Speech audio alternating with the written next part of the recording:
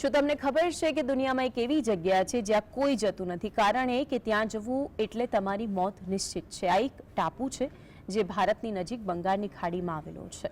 અમેરિકાનો એક વ્યક્તિ ચોક્કસપણે ત્યાં પહોંચ્યો હતો, પરંતુ પાછો ક્યારેય ફર્યો નહીં. આ ટાપુની મુલાકાત લીધા બાદ તેણે પોતાની ડાયરીમાં જે ખુલાસો કર્યો તે ચોંકાવનારો હતો. અમે વાત કરી રહ્યા છીએ અંદમાન અને નિકોબાર નજીક આવેલા સેન્ટિનેલ આઇલેન્ડની. ત્યારે સેન્ટિનેલ આઇલેન્ડની શું છે ખાસિયત, જોઈએ આ વિશેષ રજૂઆતમાં. નોર્થ સેન્ટિનેલ આઇલેન્ડ એક ભારતીય ટાપુ છે જેના પર નિવાસ કરતા સ્થાનિકો આજે પણ પાષાણ યુગમાં જીવી રહ્યા છે. જી હા, તમે સાચું સાંભળ્યું છે. હજારો વર્ષ પહેલા આપણા મનુષ્યના પૂર્વજો જે રીતે ખુલ્લા શરીરે જંગલમાં રહેતા હતા અને પ્રાણીઓનો શિકાર કરીને પોતાનું પેટ ભરતા હતા, આજે પણ નોર્થ સેન્ટિનેલ ટાપુમાં લોકો એ જ રીતે જીવન જીવી રહ્યા છે. જો કે આ લોકો સાથે સંપર્ક કરી તેમને અને તેમની સંસ્કૃતિને ઘણી વખત સમજવાનો પ્રયત્ન કરવામાં આવી ચૂક્યો છે, પરંતુ તે આજે પણ શક્ય થઈ શક્યું નથી. તેઓ દુનિયાથી અલગ જ રહેવા માંગે છે.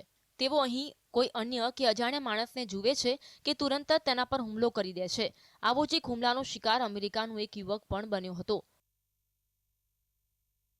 વાત છે નવેમ્બર 2018ની, જ્યારે એક અમેરિકન મિશનરી જ્હોન એલન ચાઉ આધુનિક સમાજથી સંપૂર્ણપણે અલગ પડેલા વિશ્વના સૌથી ખતરનાક ટાપુ પર મુસાફરી કરવાનો સાહસિક નિર્ણય લે છે. પરંતુ આ પ્રવાસ દરમિયાન તે પોતાનો જીવ ગુમાવી દે છે, કારણ કે ત્યાંના આદિવાસીઓના હુમલાનો શિકાર બને છે.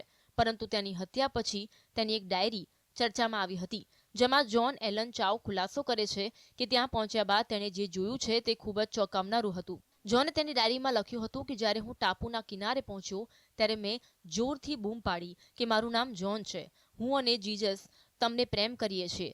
જ્યારે મેં તેને તેના ધનુષ સાથે તીર બાંધતા જોયો ત્યારે હું થોડો ગભરાઈ ગયો. મેં માછલી ઉપાડી અને તેમની તરફ ફેંકી. પછી તેઓ મારી તરફ આવવા લાગ્યા. આ જોઈને હું પાગલની જેમ મારી બોટ તરફ દોડ્યો. આ હોવા છતાં જ્હોને હાર ન માની અને ફરી એકવાર ટાપુવાસીઓનો સંપર્ક કરવાનો પ્રયાસ કર્યો.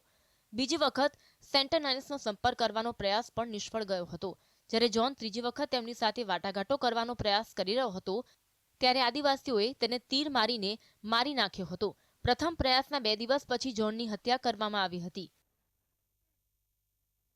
ઉલ્લેખનીય છે કે ભારતના આંદમાન દ્વીપ સમૂહમાં સ્થિત નોર્થ સેન્ટિનેલ આઇલેન્ડ લગભગ 23 ચોરસ માઇલ વિસ્તારમાં ફેલાયેલો છે અને અહીં એક પ્રાચીન આદિજાતિ રહે છે જેને સેન્ટિનેલ્સ કહેવામાં આવે છે.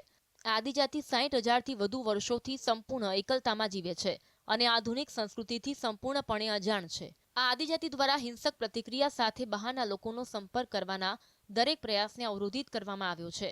અહીં બહારના લોકોના પ્રવેશ પર સખત પ્રતિબંધ છે, જેથી આદિજાતિમાં કોઈ રોગ ન ફેલાય.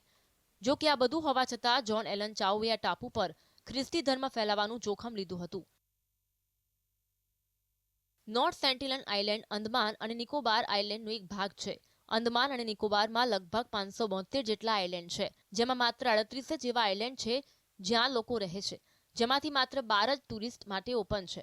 આપને જણાવી દઈએ કે પોર્ટ બ્લેરથી નોર્થ સેન્ટિનેલ આઇલેન્ડ માત્ર 50 કિલોમીટરના અંતરે છે. આઇલેન્ડ માત્ર 60 સ્ક્વેર કિલોમીટરના એરિયામાં ફેલાયેલું છે. જો કે આઇલેન્ડ સંપૂર્ણ રીતે જંગલોથી ઘેરાયેલું છે. હવે અહીં વાત તમને જણાવી દઈએ કે આ એક એવો આઇલેન્ડ છે જ્યાં નિવાસ કરતા લોકો દુનિયાથી બિલકુલ અલગ જ પ્રવાહમાં પોતાની જિંદગી ગુજારી રહ્યા છે. તેઓ દુનિયાથી પૂરી રીતે અલગ થઈ ગયા છે. આજની તારીખે પણ તેઓ આજના માનવ જેવા નહીં, પરંતુ પ્રાચીન કાળમાં કે માનવ સંસ્કૃતિ શરૂ થઈ તે સમયના માનવીઓની જેમ પોતાનું જીવન જીવે છે. આ લોકોને દુનિયાના અંતિમ ટ્રાઇબ પણ કહેવામાં આવે છે. Bureau report.